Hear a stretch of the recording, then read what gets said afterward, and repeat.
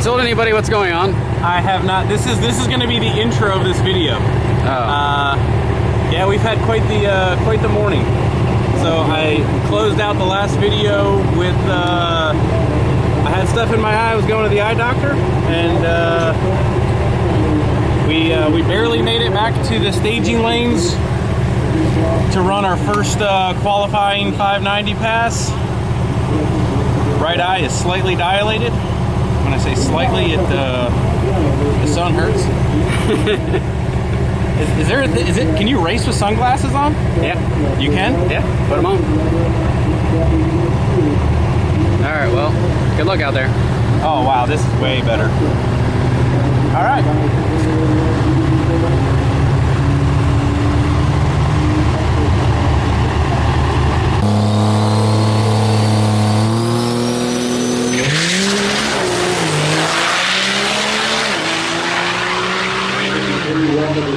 Back 601 with the 7 at 120.04.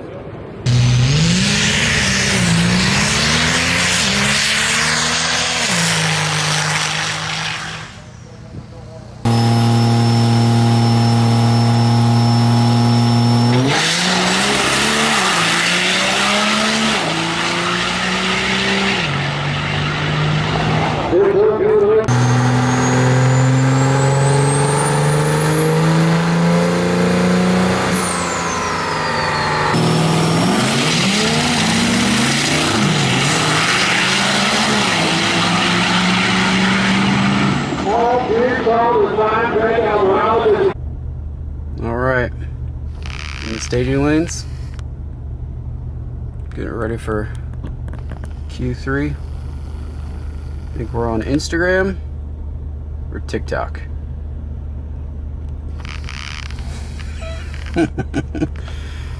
Hey man, you on Instagram or TikTok? Oh, what?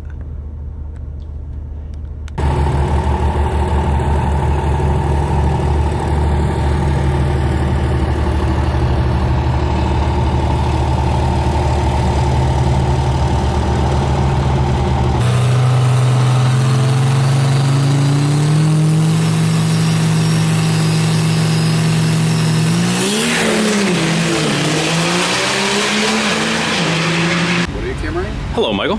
I'm cameraing you. So it is currently Saturday morning. We have done all of our qualifying passes. I have picked up the camera absolutely 0 times because we have been working right next to the track. We've been working after every single pass on the 4-link setup. So we're still trying to get it dialed in, learn it. You know, no one's an expert here on exactly the way the 4-link works and what this truck is going to take. So we're spinning a lot. We're still bouncing a little bit here and there.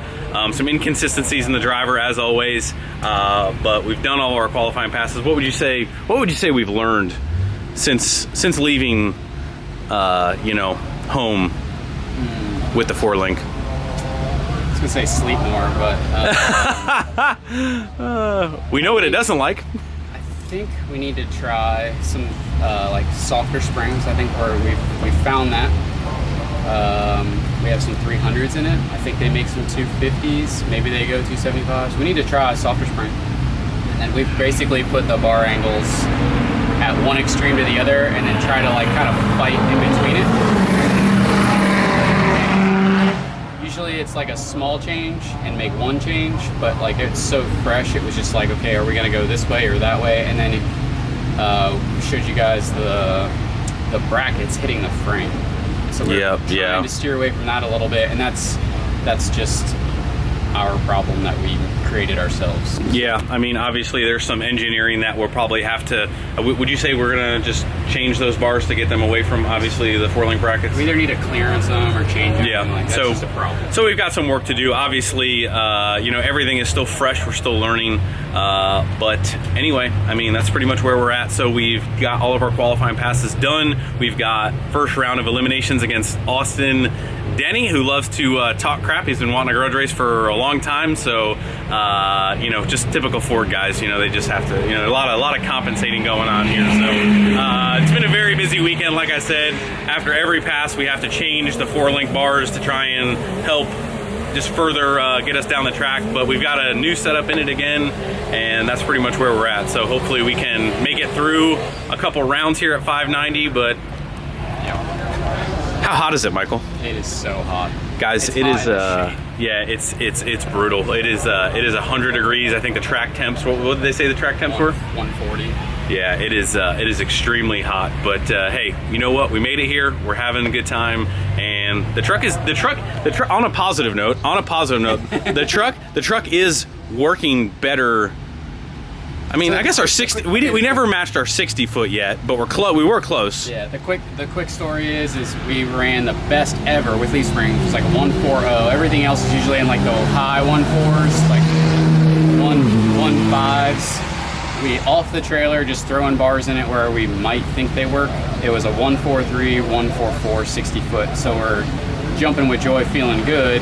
Changed some bars around, and all of a sudden we're in the 15s, 155s, 156, and it's just so it was kind of beat you. We went from a 595, 596. Now we're like so consistently 6.0 because the start's just killing us. And so the track is like this. It's really sticky, and then it kind of falls, and then it's really sticky and kind of falls. So we're trying to chase that a little bit along with a new build, and then here we are.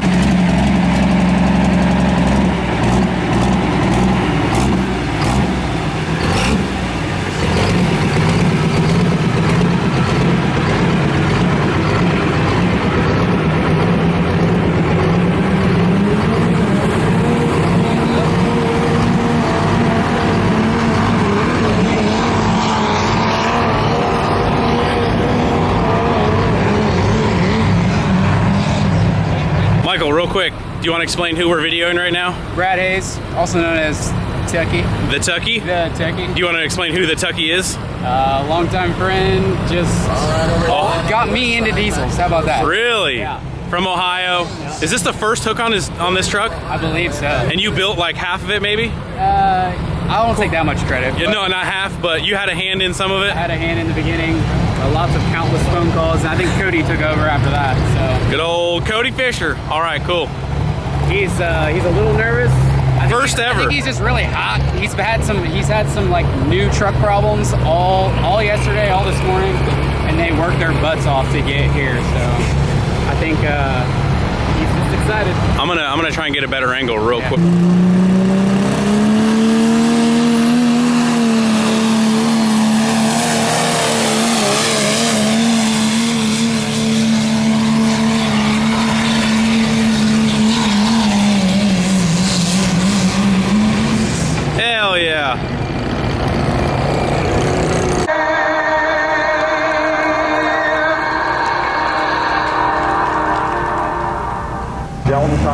They've had him close to the point. Fisher just outside the top 10, looking in 4 points behind us to go forward with that spot.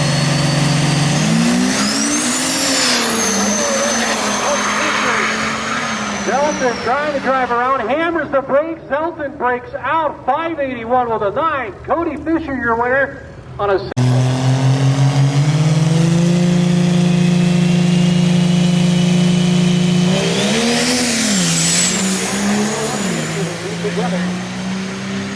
At the stride, it's going to be Justin Ziegler getting his first ever round win at 590 index.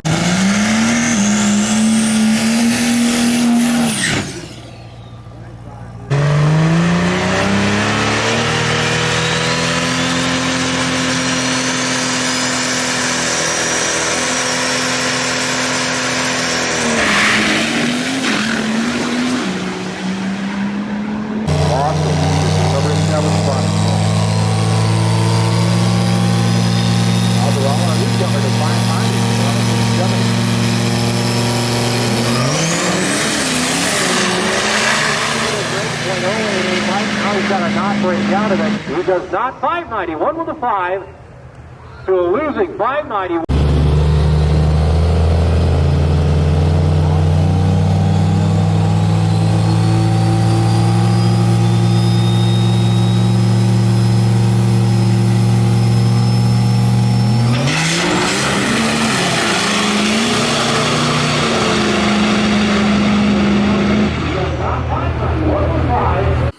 What is it? It's 97.7 degrees outside. So you're saying we can confirm that it was almost 100 degrees out that day with our Banks data logger. In case you guys wanted to make sure you guys the outside temperature was accurate on your lyometer in your truck. But we are looking at some data. We're actually back home. We're kind of splitting this thing in the middle. We were working so hard that this is the first chance we've got to look at our Banks data logger information. I think you can actually select more down there too as well, but obviously we're trying to overlay them. So what we're trying to look at, guys, is we had some cool passes on this trip, and we had some that were way hotter, and we want to try and learn some new stuff all while using this. So again, just want to stress, if you guys are looking to make more power and want to have some information that can actually help you, get yourself a data logger of some type, some kind. The Banks one is real easy to install and real easy to look at. That pass was what? This is the cool night. This was the red truck. What was the cool night? 80 degrees? Mm-hmm. So basically going from 80 to 100. Yep. So one of the things that we haven't really shown you guys is our outlet temperature. So basically your hot air on your turbo side before it hits your intercooler, and then just to see effectiveness of how well our intercooler is working, we can look at post intercooler temperatures right before it goes into the engine. Now obviously hot air is going to make less power, so we need to make sure that our intercooler is working. That is kind of this, you want to correct me if I'm wrong, but this green line right here is how hot the air is right out of our turbo.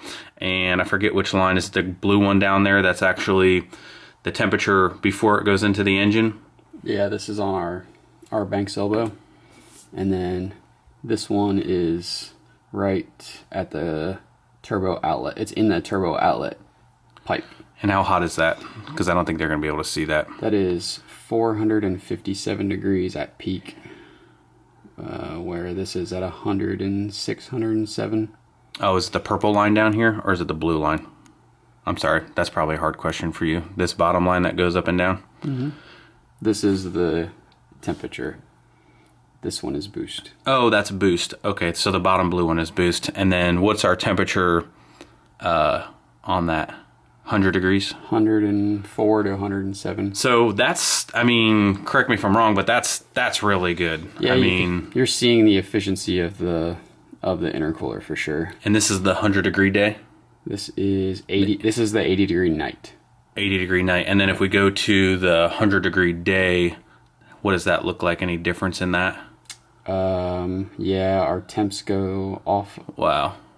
Like probably getting real crested towards like 500, and then we peak at like 125. Yeah, so check that out. So 20 degrees difference in the day. Our intercooler is 20 degrees hotter right before it hits the engine. So super good information to know. And then if we go to, I think our fastest pass over here. Yep. This is kind of looking at what we can kind of see here, and that we don't have sensors exactly for, is we actually used a third kit on this pass. So we can actually see right here this dip in temperature out of the compressor and before the intercooler. We can kind of see how that third kit is actually affecting the air and then cooling down here. Like, did our cooling stay about the same? It was 120. Yep. And that should just be because turbo shaft speed went up. But the cool thing is this is turbo outlet temp. So you're leaving the line at 400 degrees, 396. And then you can see when you leave right here, it wants to climb just a little bit. And then as soon as you hit that third kit, because it's going into the inlet of the turbo, you can really see it fall right here. Mm-hmm. We fell to 248 degrees, so that's great. Really good things. These are easier ways to figure out how to make more power without changing hard parts, changing turbos, changing anything. So I think the one thing that you could easily see if on this, just to relate to one of you guys, is if you are looking at this and your temperatures are really crazy high, and then you have a inefficient intercooler, something like that, you would see this number, you know, possibly nowhere near as low as 100, 120, and that could give you a good indication that you need to get that air cooler before it goes into the engine. You can see here, once we get to about that 48 to 50 pounds, then we just start building a bunch of heat again. So if we could keep boost pressure down, maybe our temps could stay down to pick up more power. Hold on, wait a second. Are you saying that we're gonna make less boost but still make power? Yes. Wait, doesn't boost mean power, Michael? I flipped the camera around, but I can't show you guys everything in the man cave here. But so you're saying if we can keep boost down a little bit, that might actually control pre-temperature a little bit better? Yeah, which ultimately means post-temperature will get better. And yeah, we're just getting kind of out of the efficiency where you can see where it just starts to cool off, and then you can start to see it where it starts to become a heat pump up here, where it's just pumping hot air. Right.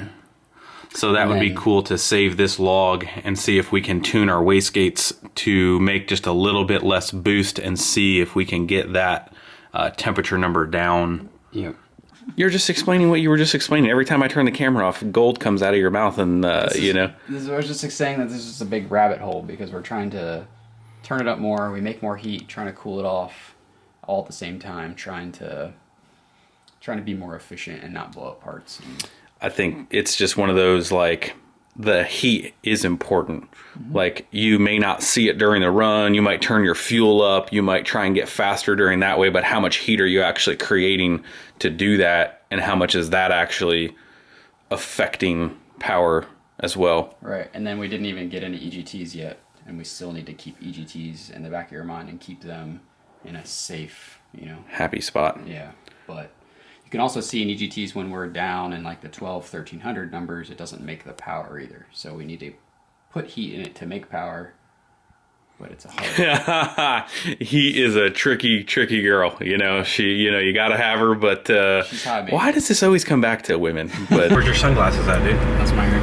Oh, that's great. All right, boys. Well, unfortunately, we did not get it done in the first round. So we are again first round L7 weenies. Sleeping on the tree. Gets you every time. Can't what do they say? Races are won and lost at 60 foot. On the tree at the 60 foot.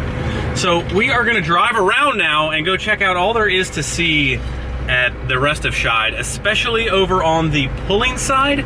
We are gonna take a look at some of the Toter stacker setups. Michael, check out them hips, dude.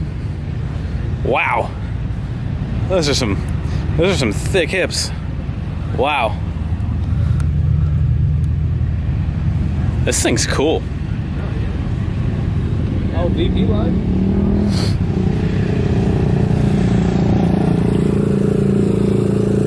Chevrolet Viking 60. Probably on a Dodge chassis. Yep, on a Dodge chassis. Got that VP life.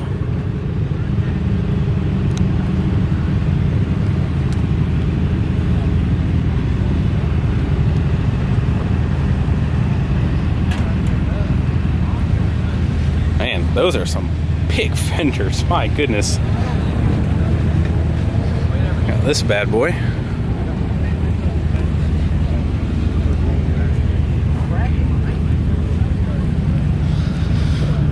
Another Dodge chassis. Man, seems like you wanna do a swap. You just body on different chassis. Michael, we have found the one. We have found the one. Oh my gosh. We are getting out and taking a look at this beast because my goodness gracious.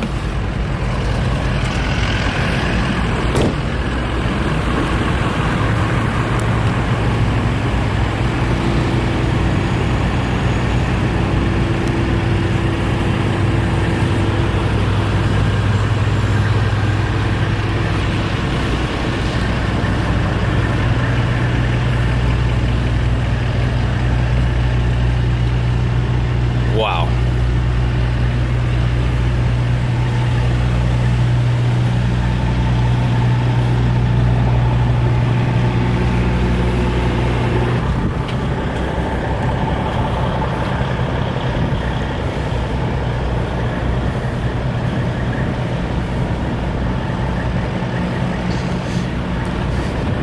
You know, we might need one of those things that, you know, lifts up and down, but... I got the right brand in there. Oh, I got a Super Duty?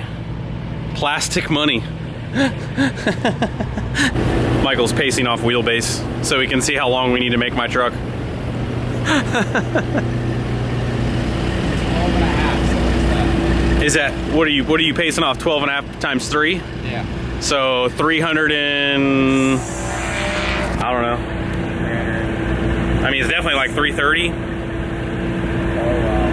It's 330 to 350 maybe. I don't know. Someone's gonna correct our math. What is it with us in math? Multiplication. We suck. Yeah. I don't want to step on my gentleman's step here, but